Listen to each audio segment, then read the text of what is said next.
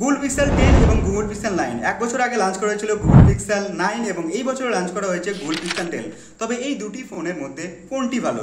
যদি দুটি ফোনের ফিচারের কথা বলা হয়, যদি গুগল পিক্সেল 9 এর প্রসেসরের কথা বলা হয়, প্রসেসরে আপনারা পেয়ে যাবেন টেনসর 4 এবং আরেকটি সাকসেসের প্রসেসর যেটি গুগল পিক্সেল 10 এ টেনসর 5 এর সাপোর্ট পেয়ে যাবেন। দুটি ফোনে আপনারা সেম ডিসপ্লে পেয়ে যাবেন 120 রিফ্রেশ রেট। তবে গুগল পিক্সেল 9 ব্রাইটনেসের যে সাপোর্ট সেটি 2700 সাপোর্ট পেয়ে যাবেন। গুগল পিক্সেল 10 এ সেটি ব্রাইটনেস একটু বাড়ানো হয়েছে 3000 নিটের আপনারা সাপোর্ট পেয়ে যাবেন। এবং যদি ব্যাটারির কথা বলা হয়, দুটি ফোনে সমান ব্যাটারি পেয়ে যাবেন। গুগল পিক্সেল 10 একটু ব্যাটারি বাড়ানো হয়েছে 4700 mAh এর ব্যাটারি। এবং এই দুটি ফোনে যদি ক্যামেরার কথা বলা হয়, গুগল পিক্সেল 9 এ পেয়ে যাবেন ultra wide angle camera sensor যেটি 50 মেগাপিক্সেল এবং তার সঙ্গে ওয়াইড অ্যাঙ্গেল ক্যামেরা সেন্সর যেটি 48 মেগাপিক্সেল এবং সামনের দিকে আমরা 10 মেগাপিক্সেলের ক্যামেরা সাপোর্ট পেয়ে যাবেন। এবং যদি গুগল পিক্সেল 10 এর কথা বলা হয়, গুগল পিক্সেল 10 এ সেখানে 50 মেগাপিক্সেলের পরিবর্তে 48 মেগাপিক্সেল দেওয়া হয়েছে এবং তার সঙ্গে আলট্রা ওয়াইড লেন্স 13 এমপির দেওয়া হয়েছে এবং টেলিফোটো লেন্স যেটি একটি নিউ সেট আপ করা হয়েছে 10.8 এবং সামনের দিকে গুগল পিক্সেল 9 এবং গুগল পিক্সেল 10 এর দুটি সমান ক্যামেরা পেয়ে যাবেন।